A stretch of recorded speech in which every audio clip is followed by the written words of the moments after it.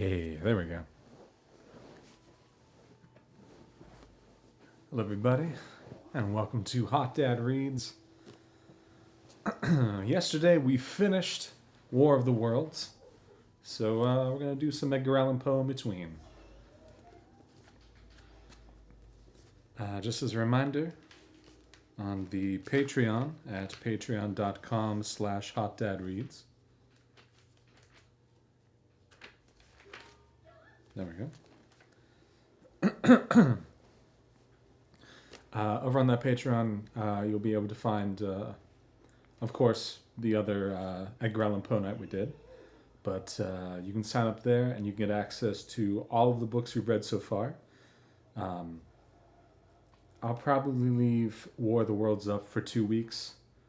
Typically it's just a week, but we're kind of figuring out how we're going to do things. And I'm taking 2 weeks off after today because I'm going to the beach. But if you're interested in catching up with War of the Worlds or Pride and Prejudice, which is only available on Patreon right now, you can find it there. There we go. Terrible microphone noises. Sorry about that. But once again, patreon.com/hotdadreads. And that'll get you access to the super secret Saturday Shakespeare stream. We've got all of Much Ado About Nothing in there. And we just started Julius Caesar. So there's a lot of content there. And, if you want to check it out, that's the place to do it. We're going to hop in now. Edgar Allan Poe. Did you know that Allan has 2 A's in it? It's not Allan with an E. That's something I only learned a couple days ago. And I had to fix the titles on the Patreon. And I don't know. I've been reading this my entire life, and somehow I never noticed that until now. But anyway, let's read one of the stories I've never read before, so I'm excited for that. It's called Hop Frog. Also, you can hear perhaps the delightful music from Tears of the Kingdom in the background, where my wife is destroying bad guys. Hop Frog. I never knew anyone so keenly alive to tell a joke as the king was. He seemed to live only for joking. To tell a good story of the joke kind, and to tell it well, was the surest road to his favor. Thus it happened that his 7 ministers were all noted for their accomplishments as jokers. They all took after the king, too, in being large, corpulent, oily men, as well as inimitable jokers. Whether people grow fat by joking, or whether there is something in fat itself which predisposes to a joke, I have never been quite able to determine. But certain it is that a lean joker is a rara avis in terris. I think that means a rare bird on Earth? I don't know. I don't speak Latin. About the refinements, or as he called them, the ghosts of wit, the king troubled himself very little.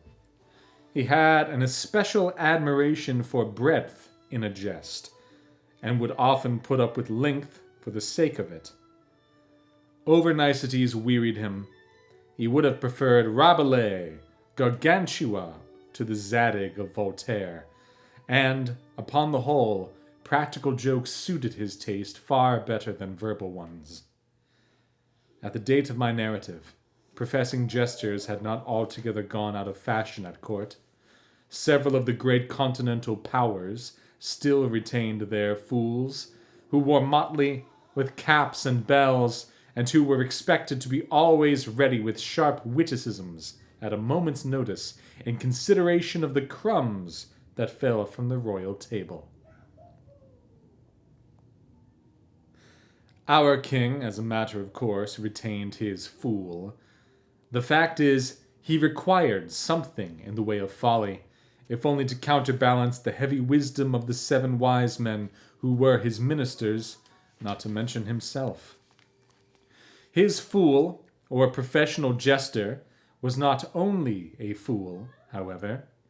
His value was trebled in the eyes of the king by the fact of his being also a dwarf and a cripple. Dwarves were not as common at court in those days as fools, and many monarchs would have found it difficult to get through their days are rather longer at court than elsewhere, without both a jester to laugh with and a dwarf to laugh at. But, as I have already observed, your jesters, in 99 cases out of 100, are fat, round, and unwieldy, so that it was no small source of self-gratulation with our king, that, in Hopfrog, this was the fool's name, he possessed a triplicate treasure in one person. Yeah.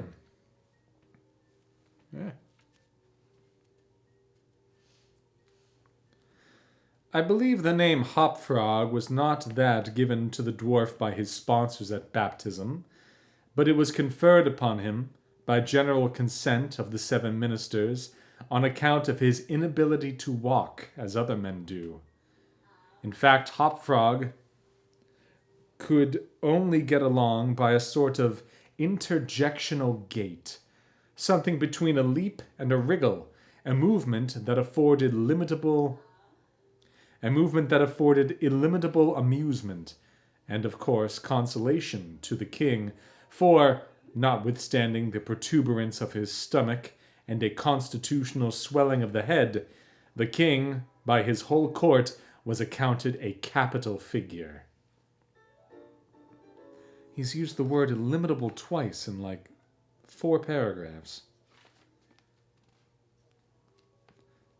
Poe's the only person I know who even uses the word illimitable, so that's awesome.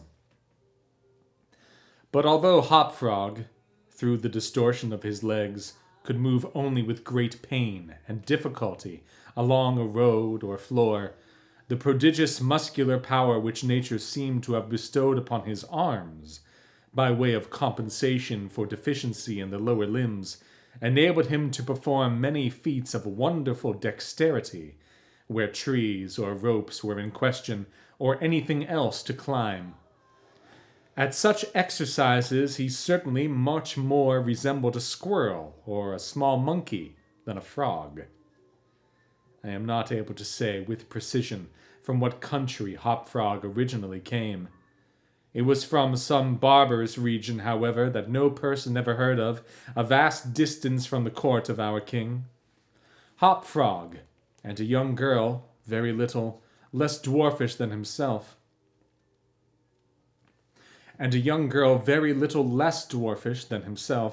although of exquisite proportions and a marvelous dancer, had been forcibly carried off from their respective homes in adjoining provinces and sent as presents to the king by one of his ever-victorious generals. Under these circumstances, it is not to be wondered at that a close intimacy arose between the 2 little captives. Indeed, they soon became sworn friends. Hopfrog, who, although he made a great deal of sport, was by no means popular, had it not in his power to render Trippetta many services.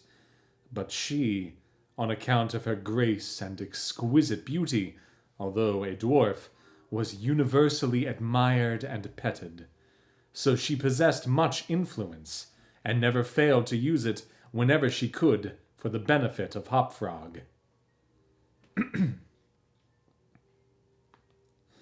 On some grand state occasion, I forget what, the king determined to have a masquerade, and whenever a masquerade or anything of that kind occurred at our court, then the talents both of Hopfrog and Trippetta were sure to be called into play. Hopfrog, in especial, said that backwards. In especial, not as fun. In especial, sounds fancy. Hopfrog, in especial, was so inventive in the way of getting up pageants, suggesting novel characters, and arranging costume for masked balls, that nothing could be done, it seems, without his assistance. That night appointed for the feat had arrived. The night appointed for the feat had arrived. Is it fet? I don't know. A gorgeous hall had been fitted up under Trippetta's eye with every kind of device which could possibly give éclat to a masquerade.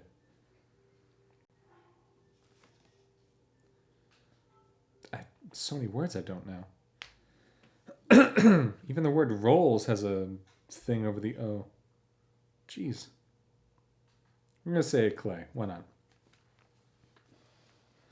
The whole court was in a fever of expectation. As for costumes and characters, it might well be supposed that everybody had come to a decision on such points. Many had made up their minds as to what roles they should assume a week or even a month in advance, and, in fact, there was not a particle of indecision anywhere, except in the case of the king and his 7 ministers. Why they hesitated, I never could tell. Unless they did it by way of a joke. More probably, they found it difficult, on account of being so fat, to make up their minds. At all events, time flew, and, as a last resort, they sent for Trippetta and Hopfrog.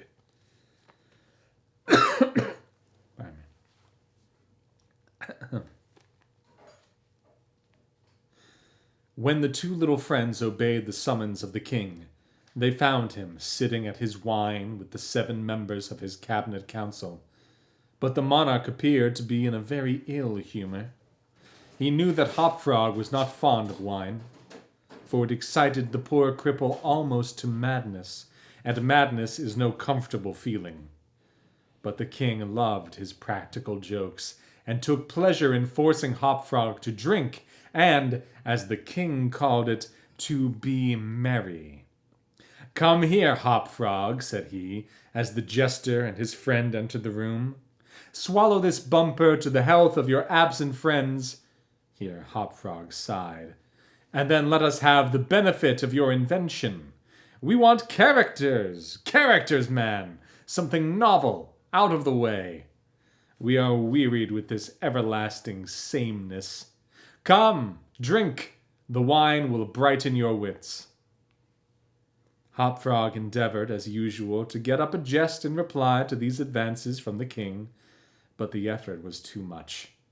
It happened to be the poor dwarf's birthday, and the command to drink to his absent friends forced the tears to his eyes. Many large, bitter drops fell into the goblet as he took it, humbly, from the hand of the tyrant. "Ha ha ha ha!" roared the latter, as the dwarf reluctantly drained the beaker. "See what a glass of good wine can do? Why, your eyes are shining already." Poor fellow. His large eyes gleamed rather than shone, for the effect of wine in his excitable brain was not more powerful than instantaneous.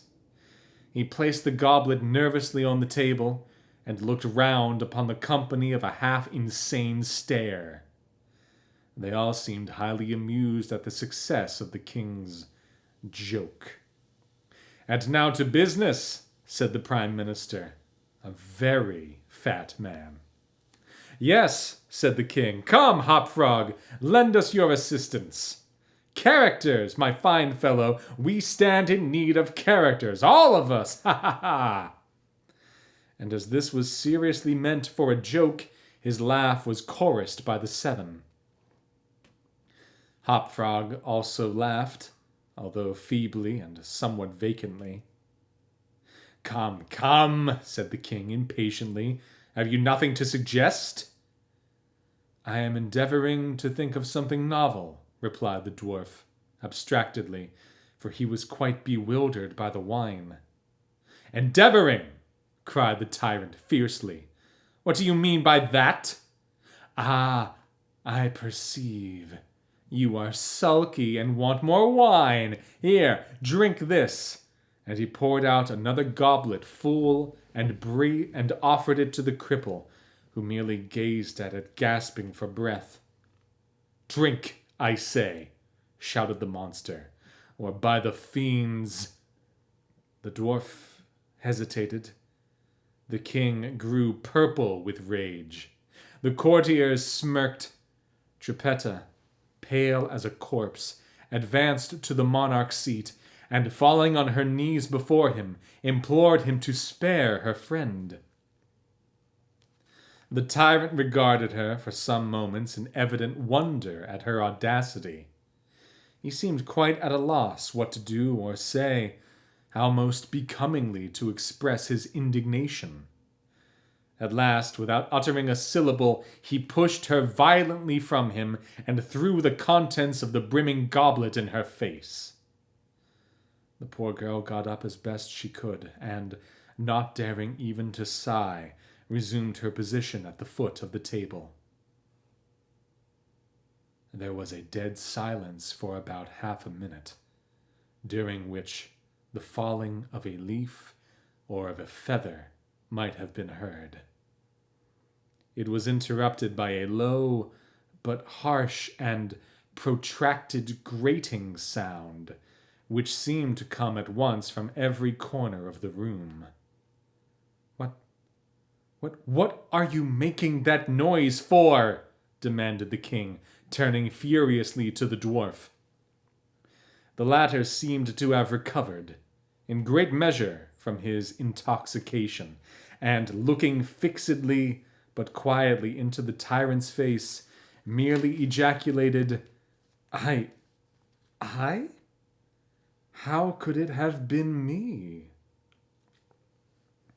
"The sound appeared to come from without," observed one of the courtiers. "I fancy it was the parrot at the window, wetting his bill upon the cage wires." "True," replied the monarch, as if much relieved by the suggestion. "But on the honor of a knight I could have sworn that it was the gritting of this vagabond's teeth." Hereupon the dwarf laughed. The king was too confirmed a joker to object to anyone's laughing, and displayed a set of large, powerful, and very repulsive teeth. Moreover, he avowed his perfect willingness to swallow as much wine as desired. The monarch was pacified, and having drained another bumper with no very perceptible ill effect, Hopfrog entered at once, and with spirit, into the plans for the masquerade. "I cannot tell what was the association of ideas," observed he. Let me try it again. "I cannot tell what was the association of ideas," observed he, very tranquilly, as if he had never tasted wine in his life. "But just after your majesty had struck the girl and thrown the wine in her face, just after your majesty had done this, and while the parrot was making that odd noise outside the window, there came into my mind a capital diversion, one of my own country frolics, often enacted among us at our masquerades. But here it will be new altogether. Unfortunately, however, it requires a company of 8 persons, and—" "Here we are!" cried the king, laughing at his acute discovery of the coincidence. "8 to a fraction, I and my 7 ministers. Come, what is the diversion?" "We call it," replied the cripple, "the 8-chained orang-outangs. And it really is excellent sport, if well enacted." "We will enact it," remarked the king, drawing himself up and lowering his eyelids. "The beauty of the game," continued Hopfrog, "lies in the fright it occasions among the women." "Capital!" roared in chorus the monarch and his ministry. "I will equip you as orang-outangs," proceeded the dwarf. "Leave all that to me. The resemblance shall be so striking that the company of masqueraders will take you for real beasts, and of course they will be as much terrified as astonished." "Oh, this is exquisite!" exclaimed the king. "Hopfrog, I will make a man of you." The chains are for the purpose of increasing the confusion by their jangling. You are supposed to have escaped en masse from your keepers. Your Majesty cannot conceive the effect produced at a masquerade by 8 chained orang-utangs, imagined to be real ones by most of the company, and rushing in with savage cries among the crowd of delicately and gorgeously habited men and women. The contrast is inimitable. I'm wondering now, just the way that it's spelled, if it's supposed to be orangutans, because it's OURANG dash OUTANGS. So, like, it feels like he's making it fancy and foreign sounding, orang-utangs, instead of just orangutans. I don't know. I'm going to keep it fancy. It must be, said the king, and the council arose hurriedly, as it was growing late, to put in execution the scheme of Hopfrog. His mode of equipping the party as orang-utangs was very simple, but effective enough for his purposes. The animals in question had, at the epoch of my story, very rarely been seen in any part of the civilized world, and as the imitations made by the dwarf were sufficiently beast-like and more than sufficiently hideous, their truthfulness to nature was thus thought to be secured. The king and his ministers were first encased in tight-fitting stockinette shirts and drawers. They were then saturated with tar. At this stage of the process, some one of the party suggested feathers, but the suggestion was at once overruled by the dwarf, who soon convinced the 8, by ocular demonstration, that the hair of such a brute as the orang-utang was much more efficiently represented by flax. A thick coating of the latter was accordingly plastered upon the coating of tar. A long chain was now procured. First it was passed about the waist of the king and tied. Then about another of the party, and also tied. Then about all successively, in the same manner. When this chaining arrangement was complete, and the party stood as far apart from each other as possible, they formed a circle, and to make all things appear natural, Hopfrog passed the residue of the chain in 2 diameters at right angles across the circle, after the fashion adopted at the present day by those who capture chimpanzees or other large apes in Borneo. The grand saloon in which the masquerade was to take place was a circular room, very lofty, and receiving the light of the sun only through a single window at top. The night, the season for which the apartment was especially designed, it was illuminated principally by a large chandelier, depending by a chain from the center of the skylight, and lowered or elevated by means of a counterbalance as usual. But, in order not to look unsightly, this latter passed outside the cupola and over the roof. The arrangements of the room had been left to Trippetta's superintendence, but in some particulars, it seems, she had been guided by the calmer judgment of her friend, the dwarf. At his suggestion it was that, on this occasion, the chandelier was removed. Its waxen drippings, which in weather so warm it was quite impossible to prevent, would have been seriously detrimental to the rich dresses of the guests, who, on account of the crowded state of the saloon, could not all be expected to keep from out its center, that is to say, from under the chandelier. Additional sconces were set in various parts of the hall out of the way, and a flambeau emitting sweet odor was placed in the right hand of each of the caryatides? Of each of the caryatides that stood against the wall, some 50 or 60 altogether. The 8 orang-utangs, taking Hopfrog's advice, awaited patiently until midnight, when the room was thoroughly filled with masqueraders, before making their appearance. No sooner had the clock ceased striking, however, than they rushed, or rather rolled in all together, for the impediments of their chains caused most of the party to fall and all to stumble as they entered. The excitement among the masqueraders was prodigious, and filled the heart of the king with glee. As had been anticipated, there were not a few of the guests who supposed the ferocious-looking creatures to be beasts of some kind in reality, if not precisely orang-utans. Many of the women swooned with fright, and had not the king taken the precaution to exclude all weapons from the saloon. Is it salon? It's spelled saloon. His party might soon have expiated their frolic in their blood. As it was, the general rush was made for the doors, but the king had ordered them to be locked immediately upon his entrance, and, at the dwarf's suggestion, the keys had been deposited with him.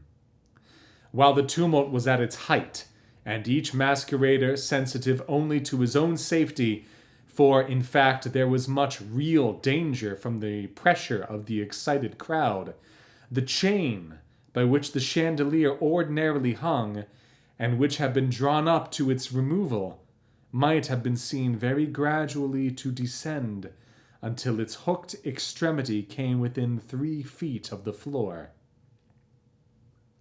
Soon after this, the king and his 7 friends, having reeled about the hall in all directions, found themselves at length in its center, and, of course, in immediate contact with the chain.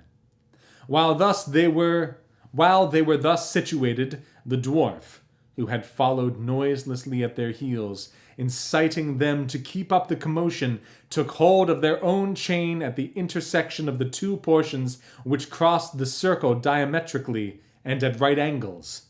Here, with the rapidity of thought, he inserted the hook from which the chandelier had been wont to depend, and in an instant, by some unseen agency, the chandelier chain was drawn so far upward as to take the hook out of reach, and, as an inevitable consequence, to drag the orang-utangs together in close connection and face to face. The masqueraders by this time had recovered, in some measure, from their alarm, and beginning to regard the whole matter as a well-contrived pleasantry, set up a loud shout of laughter at the predicament of the apes. "Leave them to me!" now screamed Hopfrog, his shrill voice making itself easily heard through all the din. "Leave them to me! I fancy I know them. If I can only get a good look at them, I can soon tell who they are." Here, scrambling over the heads of the crowd, he managed to get to the wall, when, seizing a flambeau from one of the caryatides, he returned, as he went, to the center of the room, leaped with the agility of a monkey upon the king's head, and thence clambered a few feet up the chain, holding down the torch to examine the group of orang-utangs, and still screaming, "I shall find out who they are!" And now, while the whole assembly, the apes included, were convulsed with laughter, the jester suddenly uttered a shrill whistle, when the chain flew violently up for about 30 feet, dragging with it the dismayed and struggling orangutans, and leaving them suspended in midair between the skylight and the floor.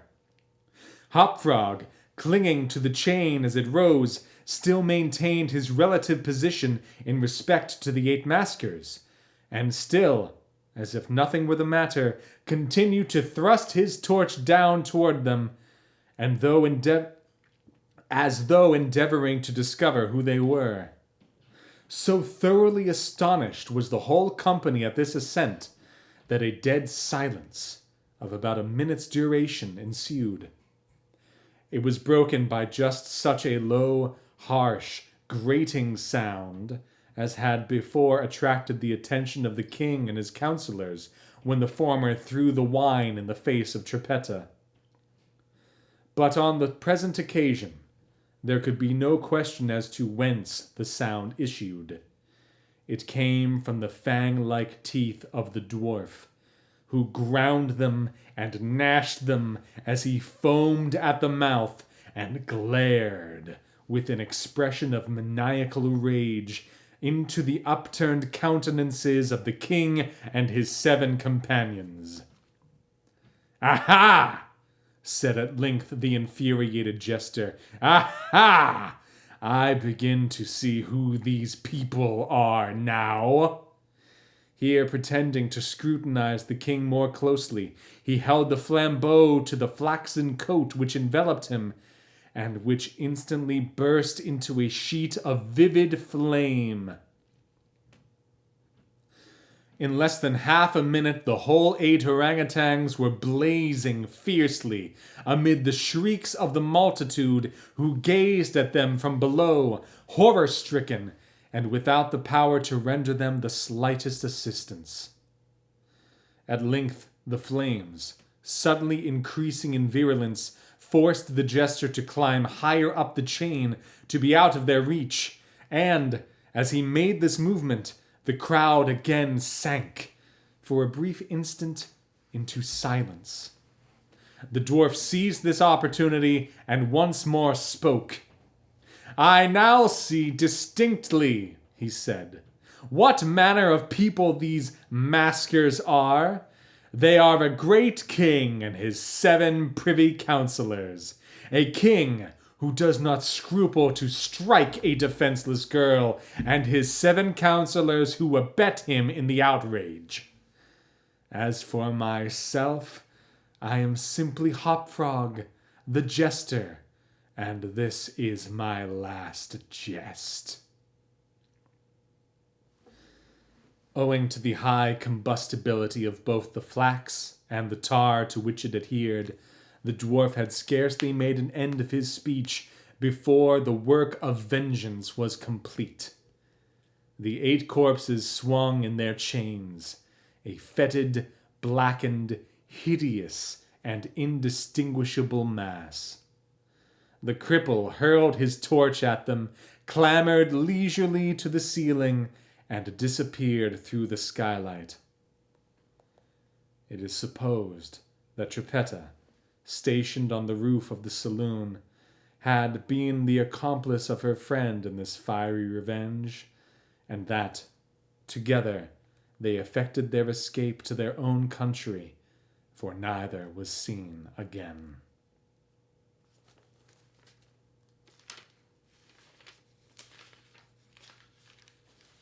Yeah. That was fun.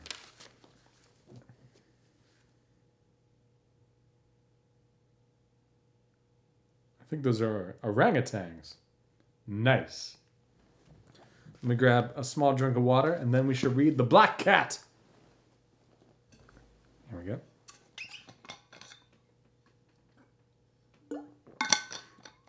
Seriously, it was spelled so weird. I really thought.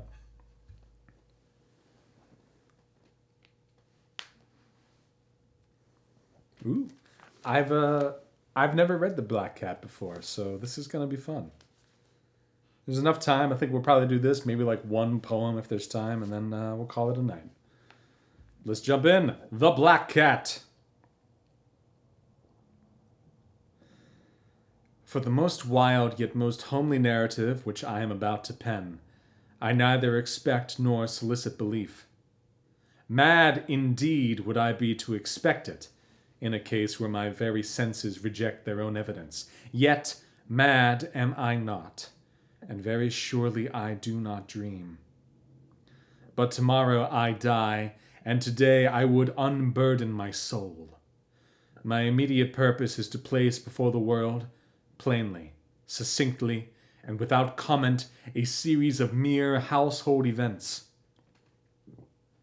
In their consequences, these events have terrified, have tortured, have destroyed me, yet I will not attempt to expound them.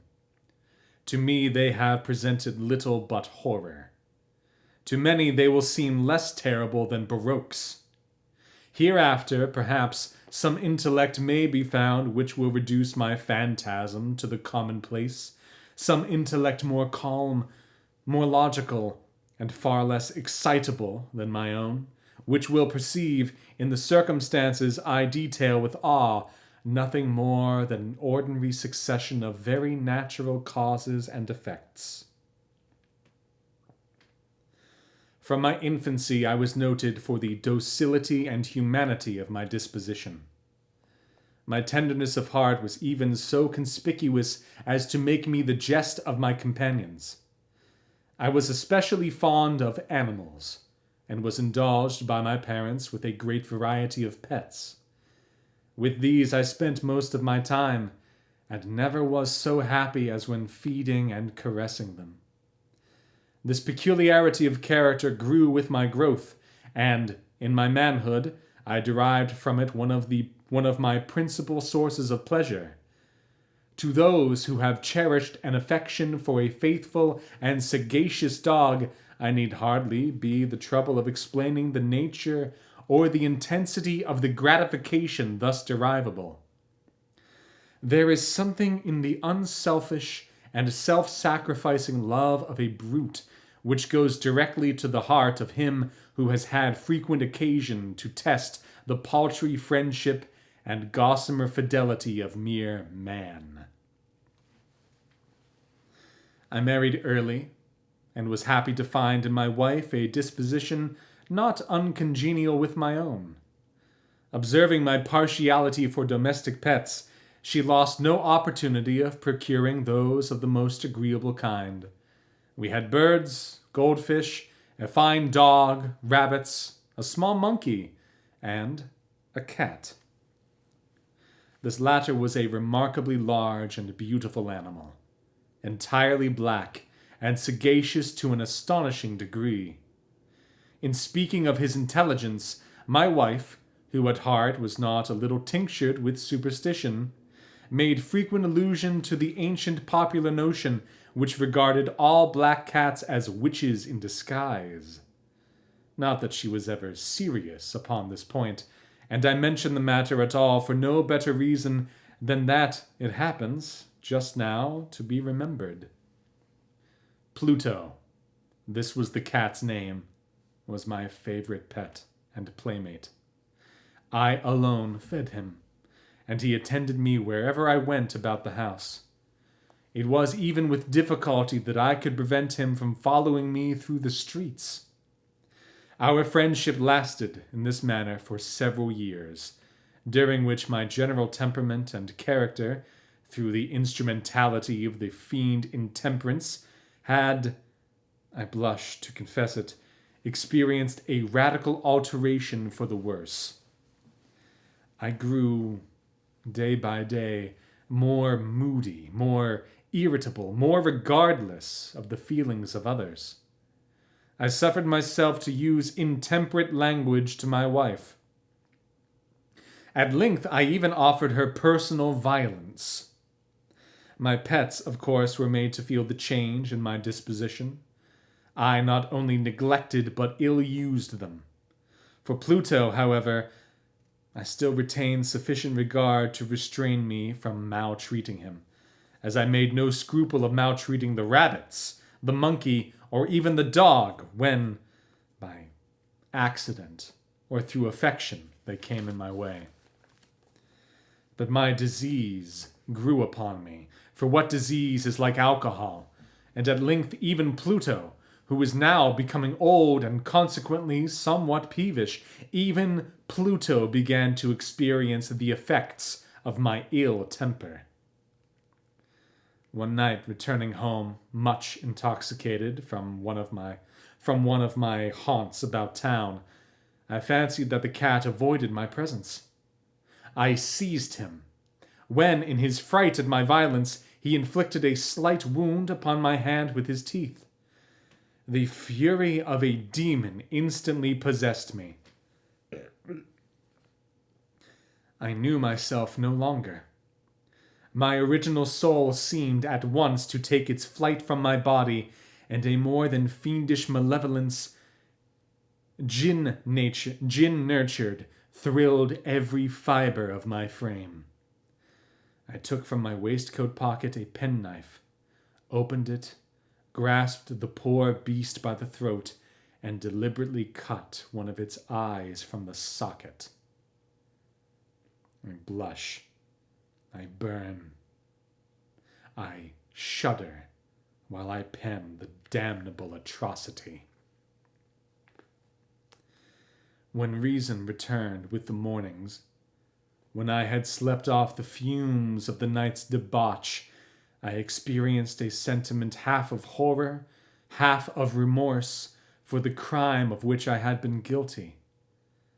But it was, at best, a feeble and equivocal feeling, and the soul remained untouched.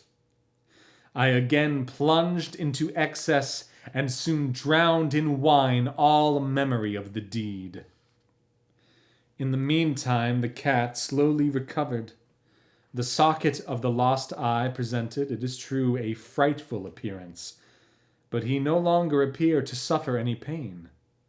He went about the house as usual, but, as might be expected, fled in extreme terror at my approach. I had so much of my old heart left, so as to be at first grieved by this evident dislike on the part of a creature which had once so loved me. But this feeling soon gave place to irritation, and then came, as if to my final and irrevocable overthrow, the spirit of perverseness. Of this spirit philosophy takes no account. Yet I am not more sure that my soul lives than I am that perverseness is one of the primitive impulses of the human heart, one of the indivisible primary faculties or sentiments which give direction to the character of man. Who has not, 100 times, found himself committing a vile or a stupid action for no other reason than because he knows he should not?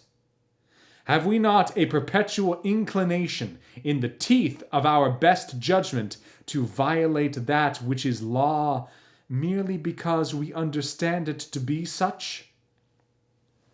This spirit of perverseness, I say, came to my final overthrow. It was this unfathomable longing of the soul to vex itself, to offer violence to its own nature, to do wrong for the wrong's sake only, that urged me to continue and finally to consummate the injury I had inflicted upon the unoffending brute. One morning, in cold blood, I slipped a noose about its neck and hung it to the limb of a tree. Hung it with the tears streaming from my eyes, and with the bitterest remorse at my heart. Hung it because I knew that it had loved me, and because I felt it had given me no reason of offense. Hung it because I knew that in so doing I was committing a sin, a deadly sin, that would so jeopardize my immortal soul as to place it, if such a thing were possible, even beyond the reach of the infinite mercy of the most merciful and most terrible God. On the night of the day on which this most cruel deed was done, I was aroused from sleep by the cry of fire. The curtains of my bed were in flames. The whole house was blazing. It was with great difficulty that my wife, a servant, and myself made our escape from the conflagration. The destruction was complete. My entire worldly wealth was swallowed up, and I resigned myself thenceforward to despair. I am above the weakness of seeking to establish a sequence of cause and effect between the disaster and the atrocity, but I am detailing a chain of facts and wished not to leave even a possible link imperfect. On the day succeeding the fire, I visited the ruins. The walls, with one exception, had fallen in. This exception was found in a compartment wall, not very thick, which stood about the middle of the house, and against which I rested the head of my bed. The plastering had here, in great measure, resisted the action of the fire, a fact which I attributed to its having been recently spread. About this wall a dense crowd were collected, and many persons seemed to be examining a particular portion of it with very minute and eager attention. The words strange, singular, and other similar expressions excited my curiosity. I approached and saw, as if graven in bas relief upon the white surface, the figure of a gigantic cat. The impression was given with an accuracy truly marvelous. There was a rope about the animal's neck. When I first beheld this apparition, for I could scarcely regard it as less, my wonder and my terror were extreme. But at length reflection came to my aid. The cat, I remembered, had been hung in a garden adjacent to the house. Upon the alarm of fire, this garden had been immediately filled by the crowd, by some one of whom the animal must have been cut from the tree and thrown through an open window into my chamber. This had probably been done with the view of arousing me from sleep. The falling of other walls had compressed the victim of my cruelty into the substance of the freshly spread plaster, the lime of which, with the flames and the ammonia from the carcass, had then accomplished the portraiture as I saw it. Although I thus readily accounted to my reason, if not altogether to my conscience, for the startling fact just detailed, it did not the less fail to make a deep impression upon my fancy. For months I could not rid myself of the phantasm of the cat, and during this period there came back into my spirit a half-sentiment that seemed, but was not, remorse. I went so far as to regret the loss of the animal, and to look about me, among the vile haunts which I now habitually frequented, for another pet of the same species, and of somewhat similar appearance, with which to supply its place. One night as I sat, half stupefied, in a den of more than infamy, my attention was suddenly drawn to some black object reposing upon the head of one of the immense hogsheads of gin or of rum, which constituted the chief furniture of the apartment.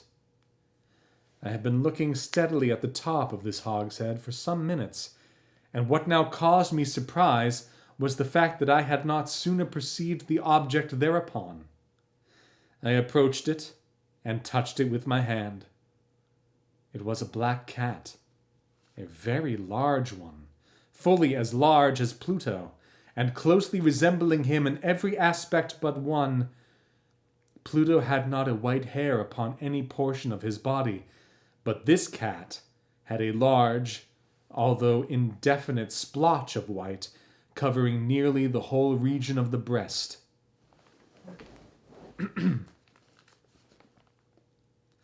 Upon my touching him, he immediately arose, purred loudly, rubbed against my hand, and appeared delighted with my notice. This, then, was the very creature of which I was in search. I at once offered to purchase it of the landlord, but this person made no claim to it, knew nothing of it, had never seen it before. I continued my caresses, and when I prepared to go home, the animal evinced a disposition to accompany me. I permitted it to do so, occasionally stooping and patting it as I proceeded. When it reached the house, it domesticated itself at once, and became immediately a great favorite with my wife. For my own part, I soon found a dislike to it arising within me. This was just the reverse of what I had anticipated, but I know not how or why it was, its evident fondness for myself rather disgusted and annoyed me. By slow degrees, these feelings of disgust and annoyance rose into the bitterness of hatred. I avoided the creature, a certain sense of shame and the remembrance of my former deed of cruelty preventing me from physically abusing it. I did not, for some weeks, strike or otherwise violently ill-use it, but gradually, very gradually, I came to look upon it with unutterable loathing and to flee silently from its odious presence as from the breath of a pestilence. What added, no doubt, to my hatred of the beast was the discovery, on the morning after I brought it home, that, like Pluto, it also had been deprived of one of its eyes. This circumstance, however, only endeared it to my wife, who, as I have already said, possessed in a high degree that humanity of feeling which had once been my distinguishing trait and the source of many of my simplest and purest pleasures. With my aversion to this cat, however, its partiality for myself seemed to increase. It followed my footsteps with a pertinacity which it would be difficult to make the reader comprehend.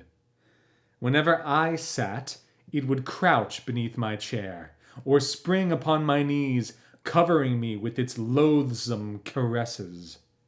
If I arose to walk, it would get between my feet and thus nearly throw me down, or, fastening its long and sharp claws in my dress, clamber in this manner to my breast.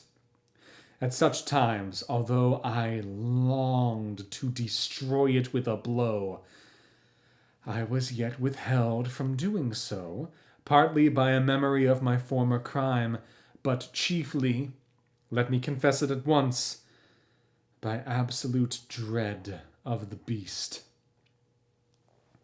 This dread was not exactly a dread of physical evil, and yet I should be at a loss how otherwise to define it. I am almost ashamed to own, yes, even in this felon's cell, I am almost ashamed to own, that the terror and horror with which the animal inspired me had been heightened by one of the merest chimeras it would be possible to conceive. My wife had called my attention, more than once, to the character of the mark of white hair of which I have spoken, and which constituted the whole visible difference between the strange beast and the one I had destroyed. The reader will remember that this mark, although large, had been originally very indefinite, but, by slow degrees nearly imperceptible, and which for a long time my reason struggled to reject as fanciful, it had, at length, assumed a rigorous distinctness of outline. It was now the representation of an object that I shuddered to name, and for this, above all, I loathed and dreaded, and would have rid myself of the monster had I dared. It was now, I say, the image of a hideous, of a ghastly thing, of the gallows. O mournful and terrible engine of horror and of crime, of agony and of death! And now I was indeed wretched beyond the wretchedness of mere humanity, and a brute beast whose fellow I had contemptuously destroyed, a brute beast to work out for me, a man fashioned in the high image of the high God, so much of insufferable woe. Alas, neither by day nor by night knew I the blessing of rest any more. During the former, the creature left me no moment alone, and in the latter I started hourly from dreams of unutterable fear to find the hot breath of the thing upon my face, and its vast weight an incarnate nightmare that I had no power to shake off, incumbent eternally upon my heart. Beneath the pressure of torments such as these, the feeble remnant of the good within me succumbed. Evil thoughts became my sole intimates, the darkest and most evil of thoughts. The moodiness of my usual temper increased to hatred of all things and of all mankind, while from the sudden, frequent, and ungovernable outbursts of a fury to which I now blindly abandoned myself, my uncomplaining wife, alas, was the most usual and the most patient of sufferers. One day, she accompanied me, upon some household errand, into the cellar of the old building which our poverty compelled us to inhabit. The cat followed me down the steep stairs, and nearly throwing me headlong, exasperated me to madness. Uplifting an axe, and forgetting in my wrath the childish dread which had hitherto stayed my hand, I aimed a blow at the animal, which, of course, would have proved instantly fatal had it descended as I wished. But this blow was arrested by the hand of my wife. Goaded by the interference into a rage more than demoniacal, I withdrew my arm from her grasp and buried the axe in her brain. She fell dead upon the spot without a groan. This hideous murder accomplished, I set myself forthwith, and with entire deliberation, to the task of concealing the body. I knew that I could not remove it from the house, either by day or by night, without the risk of being observed by the neighbors. Many projects entered my mind. At one period I thought of cutting the corpse into minute fragments and destroying them by fire. At another I resolved to dig a grave for it in the floor of the cellar. Again I deliberated about casting it in the well in the yard, about packing it in a box as if merchandise, with the usual arrangements, and so getting a porter to take it from the house. Finally, I hit upon what I considered a far better expedient than either of these. I determined to wall it up in the cellar, as the monks of the Middle Ages are recorded to have walled up their victims. For a purpose such as this, the cellar was well adapted. Its walls were loosely constructed, and had lately been plastered throughout with a rough plaster which the dampness of the atmosphere had prevented from hardening. Moreover, in one of the walls was a projection caused by a false chimney or fireplace that had been filled up and made to resemble the rest of the cellar. I made no doubt that I could readily displace the bricks at this point, insert the corpse, and wall the whole up as before, so that no eye could detect anything suspicious. And in this calculation I was not deceived. By means of a crowbar I easily dislodged the bricks, and having carefully deposited the body against the inner wall, I propped it in that position, while with little trouble I relaid the whole structure as it originally stood. Having procured mortar, sand, and hair, with every possible precaution, I prepared a plaster which could not be distinguished from the old, and with this I very carefully went over the new brickwork. When I had finished, I felt satisfied that all was right. The wall did not present the slightest appearance of having been disturbed. The rubbish on the floor was picked up with the minutest care.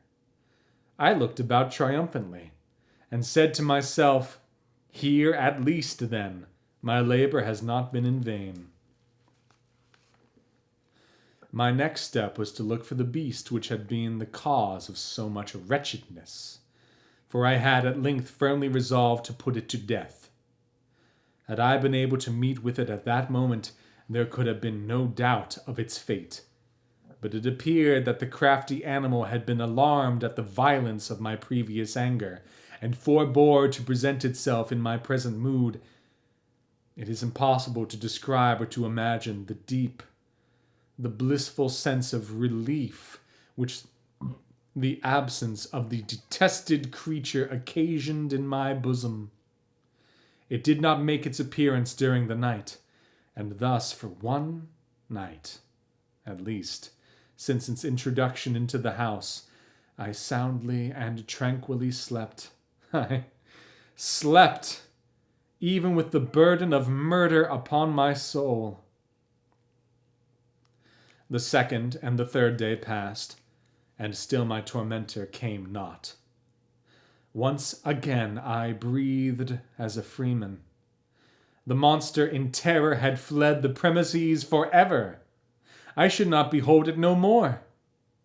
I should behold it no more. My happiness was supreme. The guilt of my dark deed disturbed me but little. Some few inquiries had been made, but these had been readily answered. Even a search had been instituted, but of course nothing was to be discovered. I looked upon my future felicity as secured. Upon the fourth day of the assassination, a party of police came, very unexpectedly, into the house, and proceeded again to make rigorous investigation of the premises. Secure, however, in the inscrutability of my place of concealment, I felt no embarrassment whatever. The officers bade me accompany them in their search.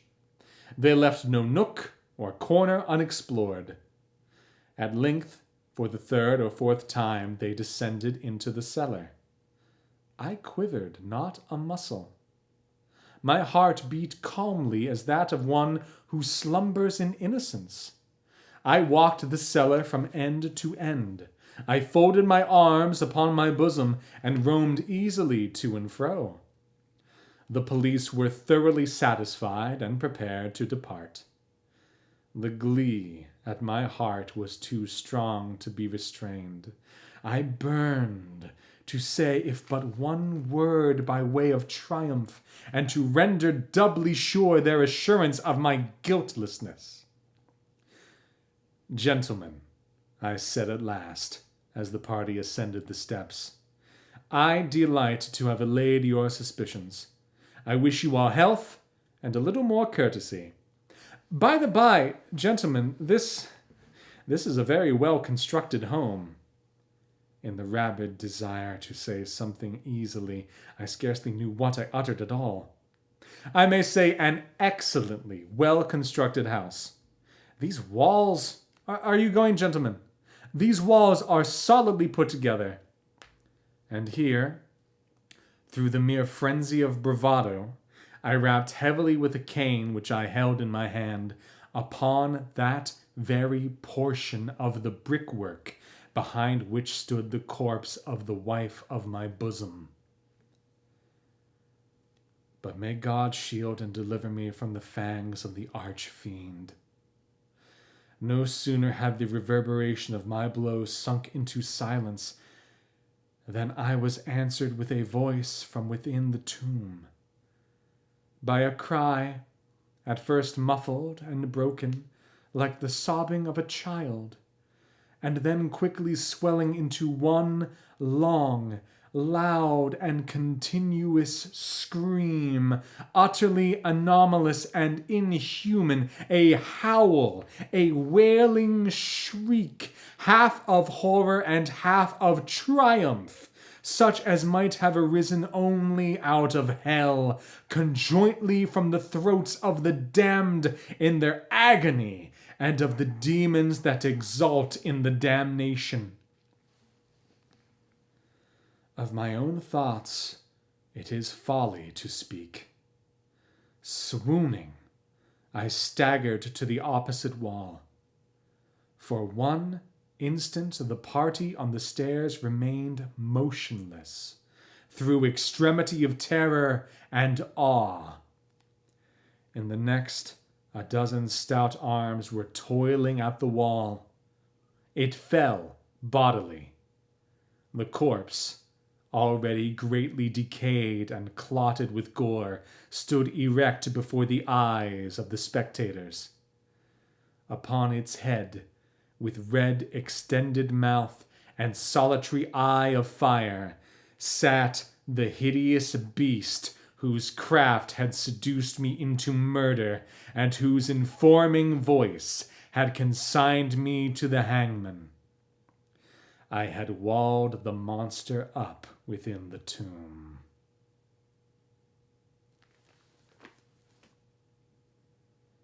Shit, that was fun. This Poe guy writes. FT Wastes, I understand why that's one of your favorites. That is good. Yeah, it is good. I've never read it before, but the way that he writes, he gives you clues. There's a lot to the meter. There's a lot to this sentence is going and going and going. And even at the beginning, he explains that maybe someone who is not as mad as he will figure it out. And as an actor, the best way to play madness is to keep changing your emotions. So finding those moments to be oh God. But once he killed her, he's so matter of fact and logical and analytical. It's yeah, it's a perfectly happy chapter. But that was fun. I'm grateful for that. Well, friends, very much the Telltale Heart. Absolutely. I believe that this guy actually did the deed well and would have gotten away with it if not for that cat. Whereas in the Telltale Heart, that guy tells you he was perfect, but he probably wasn't, But that's neither here nor there. Yeah. Once again, thank you all for tuning in. It is time for me to turn in. I got the little one to keep an eye on tonight. And this is a lot of fun. I'm taking a break for about 2 weeks, mostly because there isn't enough time to start another book before I go to the beach. But I believe we're going to be back on the 26th of June, and I'll announce what book we're reading then. All right, thank you very much. I hope they have a good night too. To all, have yourselves an agreeable evening. And don't forget, patreon.com/hotdadreads, and click the follow button in the corner. We're trying to get above 50 followers. The follow button is free. The Patreon has several levels and a lot of fun and goodies and whatnot, so make sure to check that out. Have a good night.